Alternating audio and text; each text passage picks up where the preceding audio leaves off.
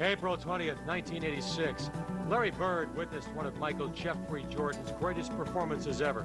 MJ lighting up the Boston Garden, scoring a playoff record, 63 points. Although Bird and the Celtics won that ball game and the series, Jordan's effort above and beyond one to remember. Now, more than 11 years later, a different test for Larry Bird, the rookie coach of the Indiana Pacers. His job, devise a defensive strategy to slow down the most prolific offensive threat in the NBA. Bird's other goal, hope the stage isn't set for any last-second heroics from his airness, because Bird, a man of pride, a great competitor, doesn't want to be the latest coach to fall victim to Superman's work.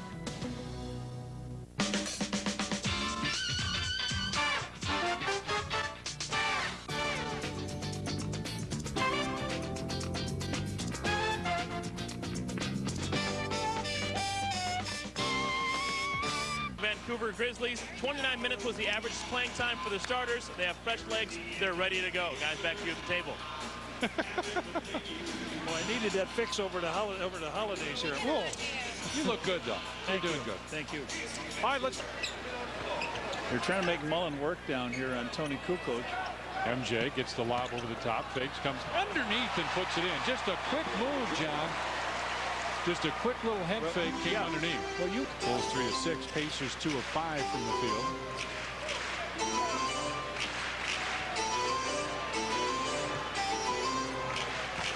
Reggie drives baseline. Dennis Rodman came over to help out. Loose ball. The Bulls pick it to Wellington. They had a little reunion before the game. Tony very quickly, no look. Bill Wellington puts it in. Shooting it. Mark Jackson goes right to the basket, kicks it out, and Ron Harper was right there. Third turnovers. MJ with the slam. Tony takes up the one dribble just to bring Mullen over, and Michael hammers it. Kukoc, he brings Mullen over, gives it to Michael, and Michael just hammers that ball, tattoos it down. Good fast break by the Chicago Bulls. And out and go with a smaller, good defensive lineup. Good defense by Michael. Out of bounds. That'll be Bulls ball. Fifth Pacer turnover. Michael has done a good job. Harper started on Reggie Miller, and then they switched. Michael's got him now.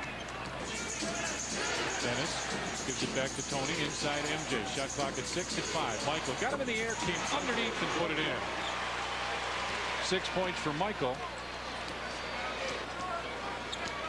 Wellington looks for the open man. It's Michael. MJ, another good fake, comes underneath the high Harper. He makes it look good. 8 points for Michael now. Michael has moved up the scoring list, John. Hey, how about that? Fourth on the NBA all-time list, 27,315. And he passed.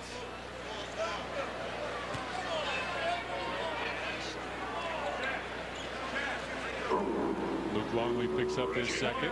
Elvin Hayes is who he passed. Now he's behind Moses Malone. And I would say Wilt and Kareem. 3 centers. Just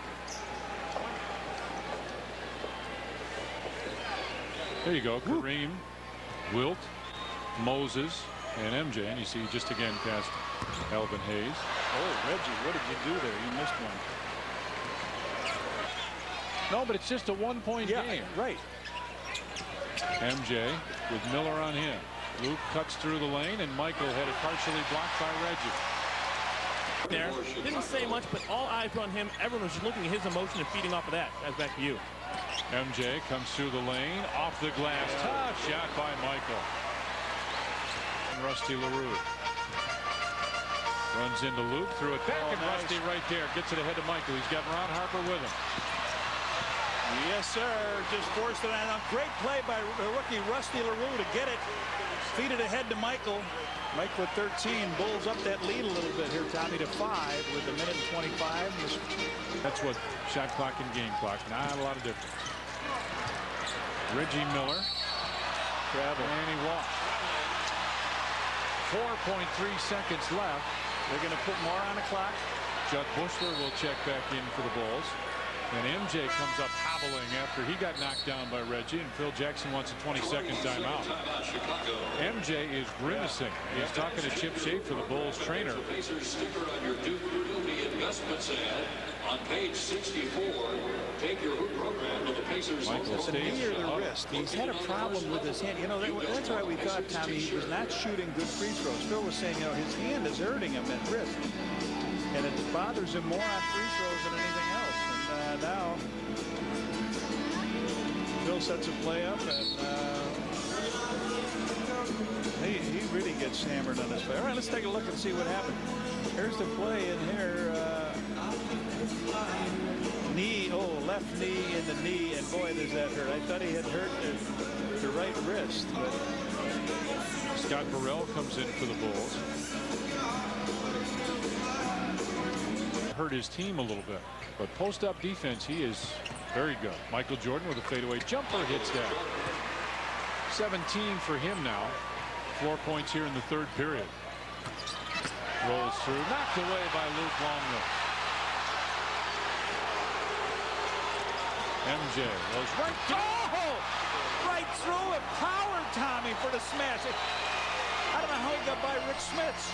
7'4" or 3 or somewhere along that line. He's real big. He is a big one.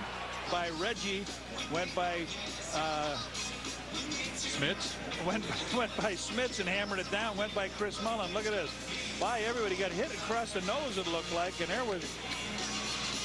You know what? Let's look at it one more just to say, all right, there's by Reggie, there's by Mullen, and there's by Smits. Wow, he deposited in the basket.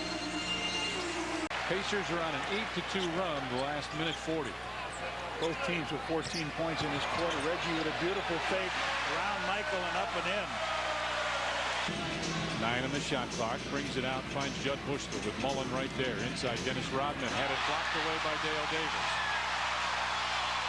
Reggie Miller, crossover dribble, lays it in. Reggie Miller with 2 nice moves now on Michael. Got 13. The Bulls had a 5-point lead here, and all of a sudden dissipated it. Pacers with the lead. Bulls have a fresh shot clock to work with. Michael goes backdoor inside, got it counted, and he's fouled by Jalen Rose. Luke that time had to wait. He looked around to his left, his right. Where is somebody? Who's going to get open? And as they take a look at him, Michael went right to the basket, went around Rose. Rose smacked him on top of the head. Judd Bushler will check in. Jalen Rose, by the way, picks up his 4th personal foul.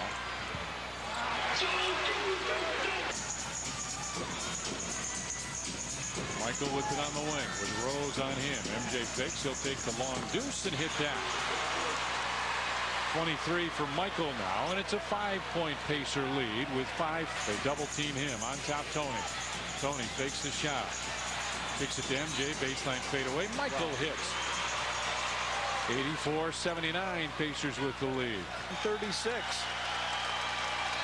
Travis Best should just dribble out the clock, and the Indiana Pacers here at home have defeated the Chicago Bulls. Final score, the Pacers beat the Bulls 94-83. And John, 2 things to talk about. First of all, free throws, and second of all, second chance points. Yeah, they gave up too many of the second chance points. Every time the Bulls had a chance to stop them, they maybe stopped them on an initial shot. But the Davis brothers and the Davis boys and Rick Smits were able to keep the ball alive for second shots, and then a bunch of threes by them really did us in. 25 second chance points for the Indiana Pacers. Hey, let's join Eric Collins with our British Airways Insight to the Game. Eric? Yeah, thanks a lot, guys. One of the many stories of the game. Just a ton of emotion here in Market Square Arena. Just the second sellout of the season here for the Indiana Pacers, and these people were hooting and hollering for Larry Bird once again taking on the world champion Chicago Bulls, and they got what they wanted. Emotion is just such a tremendous thing on a home basketball team. It eventually wears on the visiting team, the Chicago Bulls. They showed the wear and tear in the second half. They let up 53 points to the Pacers after allowing just 41 points in the first half. So obviously the fans a huge factor in the game. The final score, the Bulls lose by a score of 94-83. That's our British Airways Insight to the Game. We'll be back in just a couple of moments. Chet and Norm and I will do the post-game show. We're going to do it up just right.